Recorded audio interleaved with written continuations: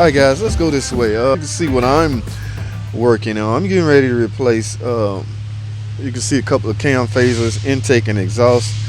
You can see this was a ticker, okay, no big secret. Alright, now here's the rocker that broke and caused all this havoc. Look at that.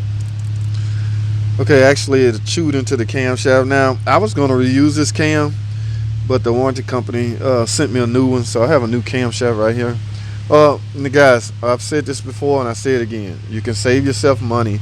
This is not the end of the world for this camshaft. The lobe is still there. It's just that the outer edges are chewed up because this cam, as it was riding on this cam, it just slowly chewed into that.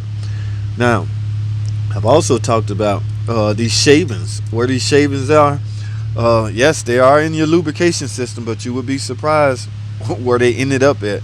Okay, and I don't want to give too much away on this video. I want you to watch, where's my finger? Watch this video. Hopefully I have it up by then, but yes, I show you where those shavings end up at and what you need to do to try to get them out so they won't circulate throughout your oiling system. Now, as far as the cam phasers go, I showed you how to test the cam phaser. All right, I'll give you a quick glance of that. Now, as you know, this cam phaser is bolted to the camshaft via an oil control valve, which pulls double duty. It acts as the bolt and the oil control valve. Now, I'm having this car had a P00340. Now, I showed y'all and told y'all before how how that can affect your drivability. I mean, you may have a ABS light on, you may have a torque management fault code stored. That's all because a bad cam phaser will affect your timing.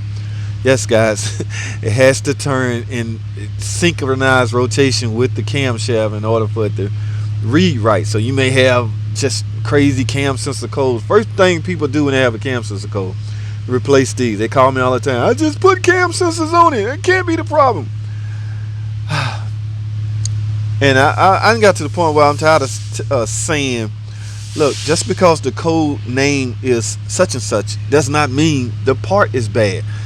That, sure, that may be the case, but anytime you got a code name that's attached to a circuitry or anything like that, just say O2 sensor circuit volts low.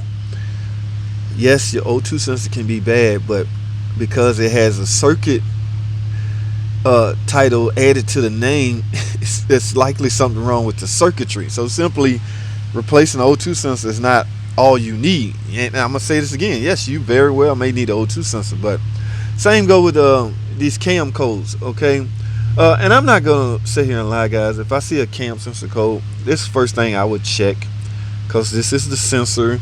Like I say, it sets right here, like in between both tone wheels, and monitors the rotation or what a relationship. Like this one right here, this is the rear. Okay, this is the we have P00340. All right, this cam phaser is designed, can y'all see, to monitor the rotation of this intake cam and this exhaust cam. Now, if timing becomes off because of a phaser, you got to understand how a phaser work. Here it is right here. It's spring loaded. There's a lot of mechanical things going on inside of here, but when they fail, they can give you problems or cause you havoc. Now, this one failed. It's loose. It's coming apart inside, guys. I'm gonna say this again. If you inside your engine doing any kind of valve train work and you over 80,000 miles, go ahead and replace your cam phaser, because you right there. They're not expensive at all, and they're going to give you problems. It's a wearable item just like anything else. Keep in mind, no matter how many times your engine rotates, this cam phaser is rotating with it. It's attached to your timing chain, so it's going to be getting work, the same amount of work as your engine rotating. Your engine lasts 200,000 miles, 300,000 miles, and you have the original cam phaser. Yes, they held in there, but it's also turning with the engine. Okay, so we got an issue with the cam phaser throwing the timing off. It could go either way. It could either be retarding the timing or advancing the timing. You just never know. But you would get maybe torque management codes or ABS light on for torque management, all kinds of crazy weird things. Now, here's a tricky way. I go ahead and include this video. I was going to direct y'all to this video to watch. I still want y'all to go watch that video because I get in depth of what's going on with that. Right here is just a quick overview because I'm doing a walk around in the shop. and it looks like my whole complete walk around gonna be on this car. But listen, guys, take your wrench, whatever size this hex nut is. In this case, I'm using an Allen because I don't know where my wrench is. Now, when I turn this or rotate this hex on this exhaust cam, that phaser should rotate with it. Look at this, guys. Y'all see that? That phaser is not moving at all. That phaser, the spring load in that, the spring mechanism in that phaser is shot.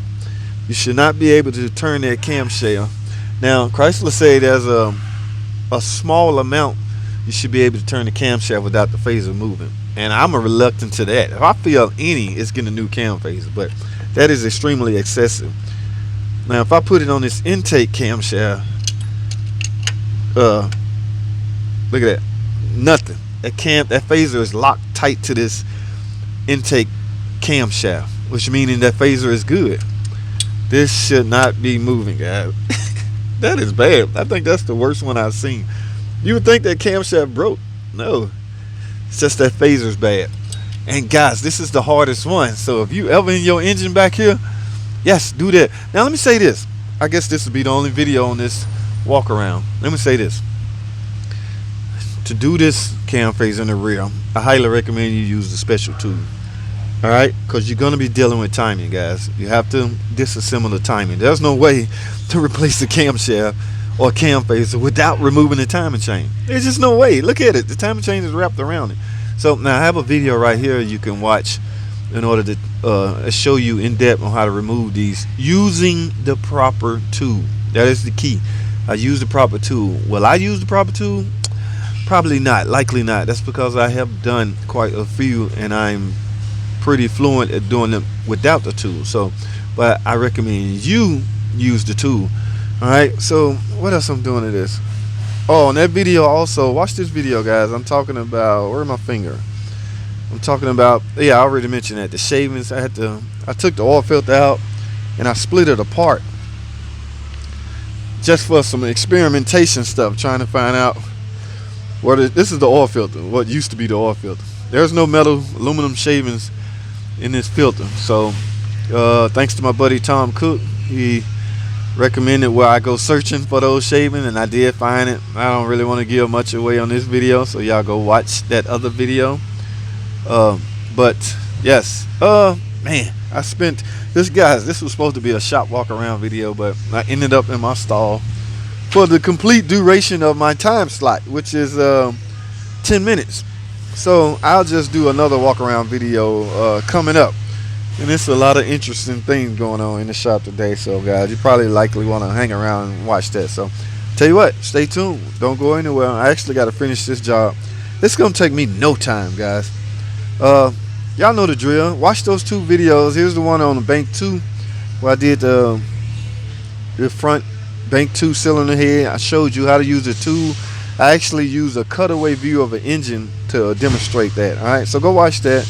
And that's it for this. Alright, stay tuned. Oh, make sure your caps are in. Y'all get the drill. I'll see y'all in the next video. Thanks for watching.